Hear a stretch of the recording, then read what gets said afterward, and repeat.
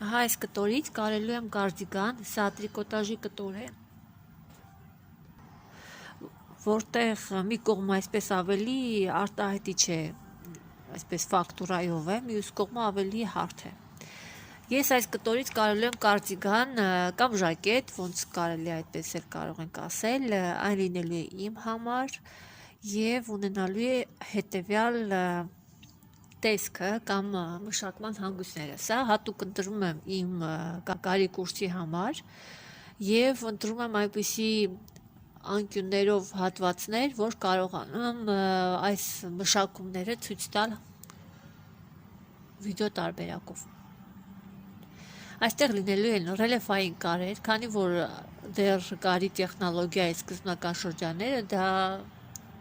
այդ հիմքի սովորել է կարատեսակների, անկյունների, ռելիեֆային կարեր, դարսեր եւ այլն։ Դրա համար սա առաջի մոդելն է, որը լինելու է որպես պրակտիկա։ Այստեղ դեռ չկա օձիք, այն լինելու է այսպես առանց օձիքի, ուղղակի մշակված եզրով, պետլյաները լինելու են այսպիսի օդային, քառակուսի միջելոց, 3 հատ։ Այստեղ լինելու է այսպես կտրվածք ուղիղ, իսկ մինչև գոտկատեղ լինելու է ահա այսպես թեք ռելիեֆային կար։ Թևը լինելու է կեսից, ակատի մաս չի լինելու, այստեղ ակատն է, ակատը բարձր այս թևի մասն է, այդ դա չի լինելու է ահա այսպես կեսից եւ լայն։ Մինչև արմունկից մի քիչ ներքև, սա երրորդ չորրորդ մասը չի, այլ արմունկից մի քիչ ներքև։ Բայց քանի որ սա հաստ կտոր է, այսքան այնքան էլ բարակ կտոր չի, այնքան էլ հաստ չի, այսպես միջին ես ամեն դեպքում թևերով եմ անելու, բայց մի քիչ երկար։ Հնարավոր է նաև առանձին մատի տեղով։ Դա դեռ մտածում եմ, բայց եկեք այդպես նկարենք, որ առանձին մատով է։ Այն լինելու է այսպես։ Հնարավոր է, որ լինեն այստեղ կոճակներ, հնարավոր է, որ չլինի, ես դա դեռ կմտածեմ։ Կամ էլ մեկ այլ ուրիշ տեսակի մշակում։ Այստեղ լինելու են ռելիեֆային կարեր, 2-3 հատ։ Դեռևս այսքանը։ Կարելու եմ կոնտրաստ գույնով սպիտակ, այսինքն իմ հագուստը լինելու է սև ու սպիտակ։ Կտորը նախքան դեկորատիվովկա անելը կամ հարթուկելը պետք է անպայման խոնավացվի։ Ես խոնավացնում եմ ահա այս ջրի օգնությամբ, ահա այս տարբերակով։ Հարթուկում եմ միանգամից թարս կողմով, այս կտրված հատվածը արդեն երևում է, որ ես փորձել եմ լվանալ, տեսնել գույն տալիս է թե ոչ, կարող եմ ես արդյոք այն համադրել այլ կտորների հետ, եթե օրինակ ես ուզում եի, որ սա լինի կոնտրաստ սպիտակի հետ, դրա համար այդ պահը շատ կարևոր է։ Հարթուկելու ժամանակ կտորի հյուսվածքները, թելերը, իրանք ավելի էլաստիկ են դառնում եւ թուլանում են։ Մենք պետք է հարթուկենք այնքան ժամանակ, մինչև այս թաց հատվածները չորանա։ Իսկ մենք ամբողջությամբ խոնավությունը պետք է հանենք կտորից, մանավանդ երբ որ վերջնական ինչ-որ հարթուկում ենք, այդ ժամանակ դա շատ կարևոր է։ Իմ մոտ գծագիրը սովորական բազային գծագիր է MCOSEP մեթոդիկայով եւ այստեղ ես վերևի մասը, սա առաջամասն է, ունեմ ռելիեֆային կարեր, քառակուսի հատված է այստեղ կտրվածք է լինելու։ Իրականում ռելիեֆային կարը լինելու է ահա այստեղ, սա լինելու է ամբողջական, իսկ այստեղից այսպես կտրվածք է լինելու մինչև վերջ։ Որպեսզի հենց կրծքի կենտրոնով չբարձրանա այդ գիծը եւ լինի այսպես ավելի հարմար տեղում, ես այն այստեղից եմ բերել, ստացվում է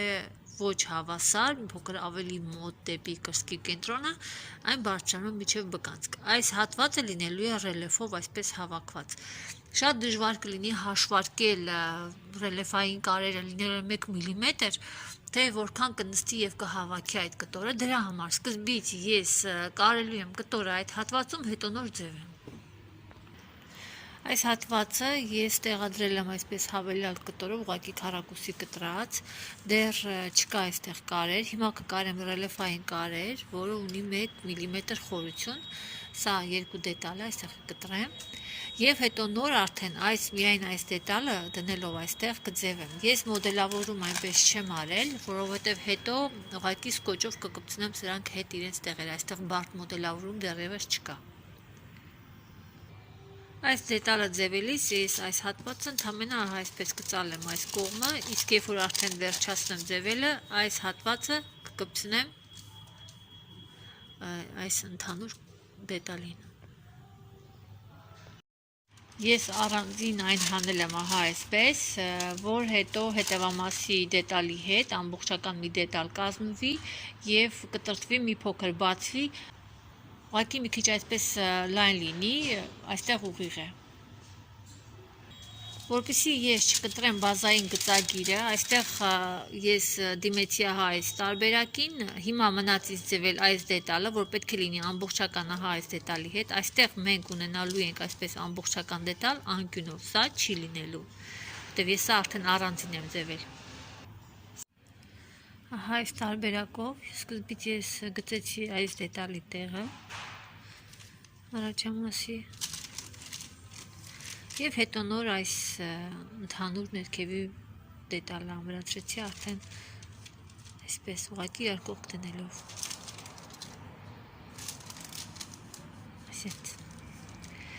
Այստեղ 3 սանտիմետր ես թողել եմ, որովհետև բորդ է և 1 սանտիմետր, որովհետև կարաբաժին է։ Արդեն գծված պատրաստ է և կարում ենք եզրից 1 միլիմետր երկուսը ոնց որ շատ է, 1-1.5 միլիմետր ներս, ես կարում եմ կոնտրաստ գույնով,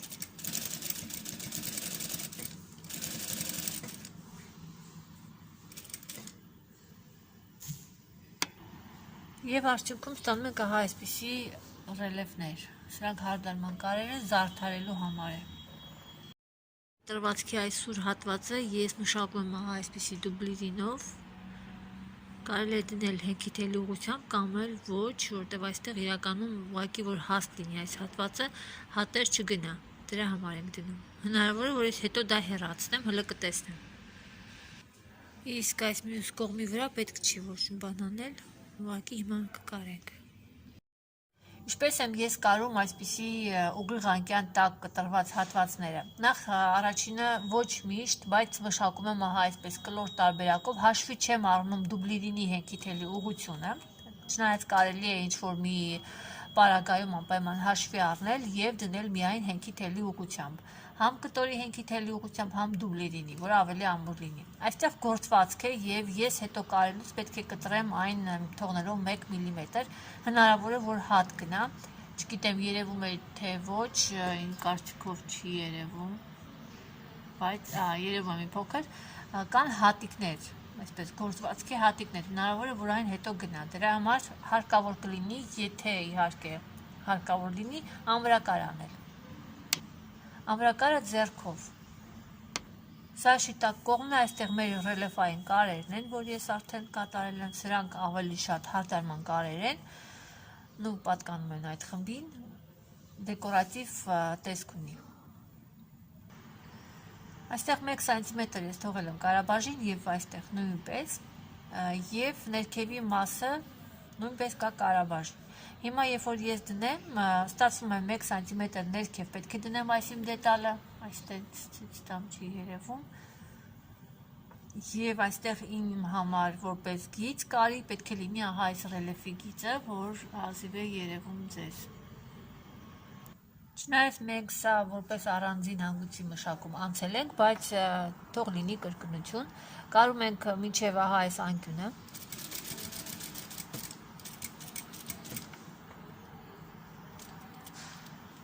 և ասեղը առանց դուրս հանելու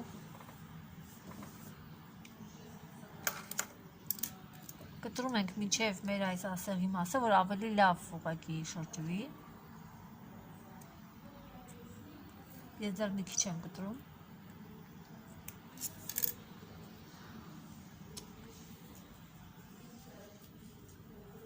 Որպեսզի անկյունը ավելի լավ լինի, այն պետք է կտրվի մինչև այդ իմ կարված կարը, թողնելով 1-1.5 միլիմետր։ Հիմա առանց ասեղը հանելու կարերը, եզրերը հավասարացնում ենք եւ շարունակում ենք մեր կարը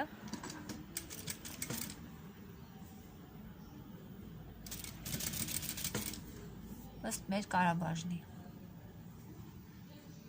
Այստեղ պետք է արդեն ամբողջությամբ համընկնի։ Սա սեղմոնի գիծն է, դրա համար այն մի փոքր թեքություն ունի, մեր վրա պետք է որ այն լինի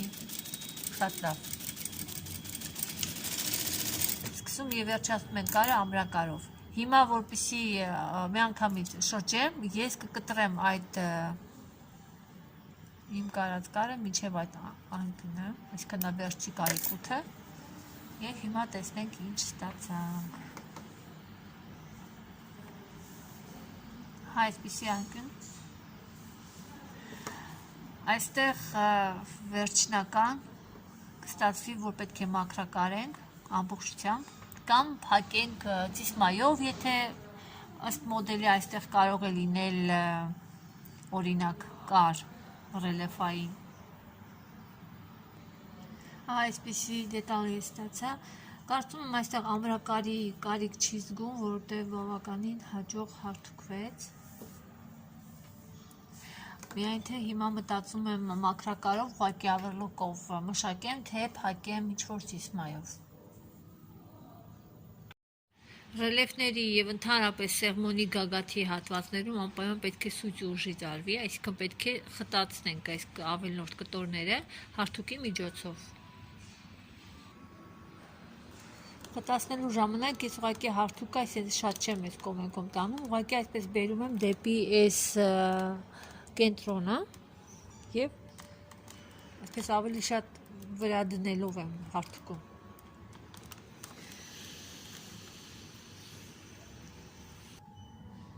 Իսկ այս կարերի շերտերը անպայման պետք է խտությունը իջացնենք, այսինքն բրույթ ուժից արվի։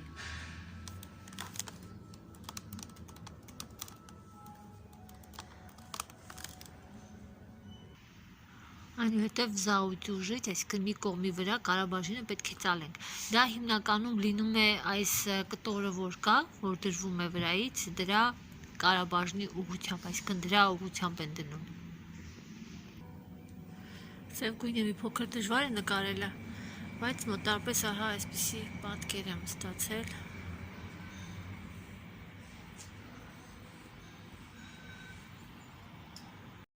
Սա մեջքի գծագիրն է, որտեղ կա այսպիսի կոր հատված, ես այդ կոր հատվածը ստացել եմ առաջամասի արջևի այս լեկալից, այս կտրած դետալից, ես այն արտատպել եմ այդ կոր հատվածը նույնությամբ և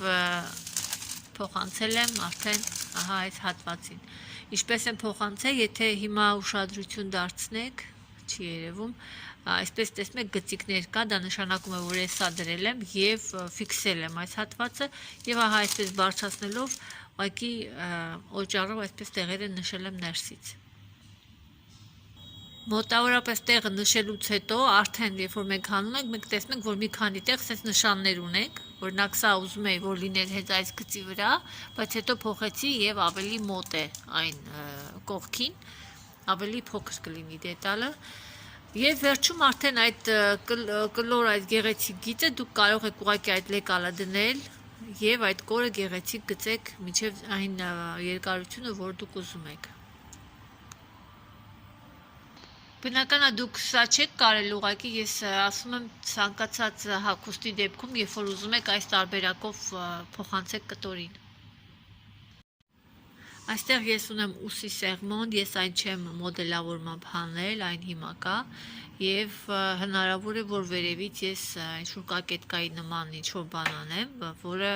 ամրացված չի լինելու կարով, դա դեռ ես մտածում եմ, որտև կապված է կտորի հերիք անելուց։ Երբ որ կա սեղմոն, ինչպես եք մենք այն փոխանցում այս մյուս կողմի վրա։ Այստեղ կարևոր է սեղմոնի գագաթը, որ մենք նշենք։ Նշելուց հետո ես այն միանգամից այսպես նշում եմ։ Իսկ այս երկու կողմերը իրականում այսպես կտրում են։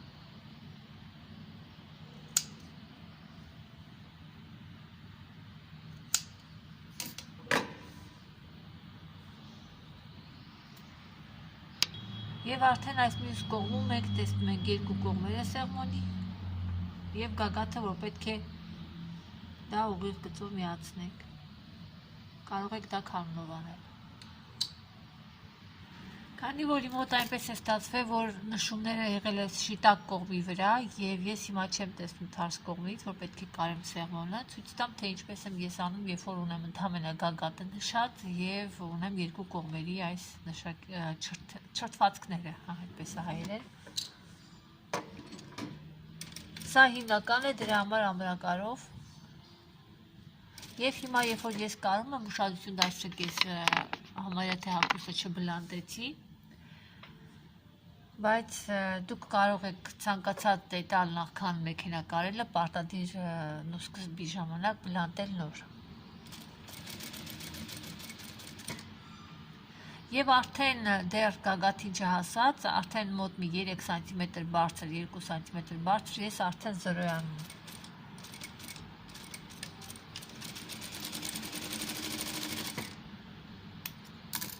Ես կտրում եմ մի անգամից, որտև այս թելը, որ այսպես հյուսվածքային կա, և երբեմն նաև ամրակար եմ անում, հետ առաջ։ Արդյունքում իմ ստացած սեղմոնը, այստեղ մի փոքր այսպիսի տեղ կա, որտեղ պետք է սուճ ուժից արվի, այսինքն նստացվի կտորը այս հատվածում։ Նույն աշխատանքը ես կրկնում եմ մյուս կողմի համար, բայց արդեն առանց ասեղի, ես ուղղակի տեսնում եմ, որ պետք է վերջանամ ահա այս հատվածում։ Եվ ես անում եմ ամրակար ու դուրս եմ տալիս։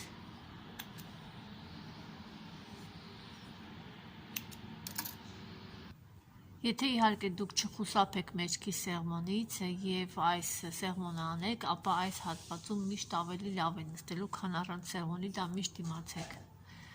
Դրա համար այս սեղմոնը վերացնում են ռելիեֆային կարի մեջ, երբ որ դա պիջակ է օրինակ։ Այստեղ կարող է ընդհանրապես չլինել, ես այն կարող եի հանել ուսի կարից, այս հատվածից, ֆրոյմայի, և մի փոքր կարող էի այս վզի փորվածքին տալ և դուրս գար դա։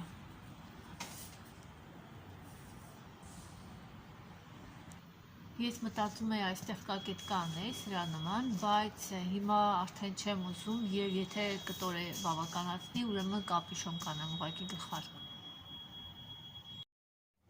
Ասեմ, որ սեղմոնը ծալվում և հարթուկվում է դեպի կենտրոն։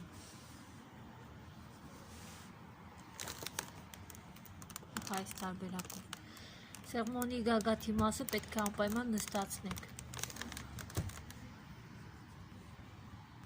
Քանի որ սա փոքր այսպես կոշտ կտոր է, գործվածք է, և այստեղ ես ունեմ և սեղմոն, և ռելիեֆային կարեր,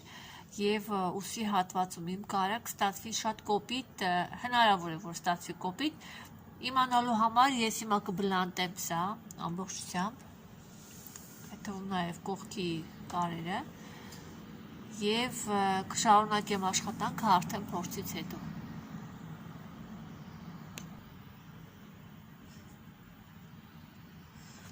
Կարաբաժինը կլոր և ընդհանրապես ուսի այս հատվածներում մինչև 1 սանտիմետրն է։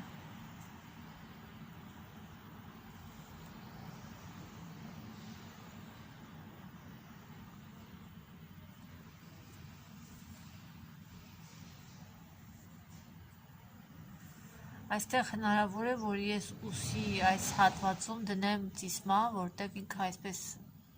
չի պահում, գործվածք է, թույլ է, որ չդեֆորմանա հետագայում։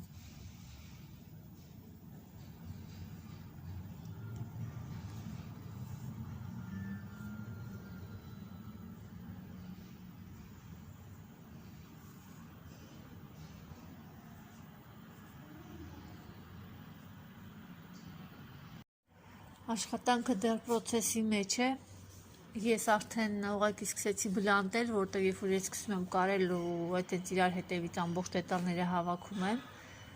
չեմ ուզում շտապել, որտեղ ընթացքում հետաքրքիր մտքեր են առաջ գալիս, իսկ այստեղ առանց այդ մտքերի անհնար է, որտեղ եթե ուշադրություն դարձնեք հիմա մոտիկից, կտորը այնպիսին է, որ եթե մենք հիմա սխալ ինչ-որ մոդել մտածենք, այն կարող է լինել հնաոճ ուղղակի։ Մտածում եմ, որ ուսին պետք է դնեմ 2 հատ բարձիկ, այսպես քանի որ ուսի այս հատվածը բաց է լինելու, հետո է թևը լինելու։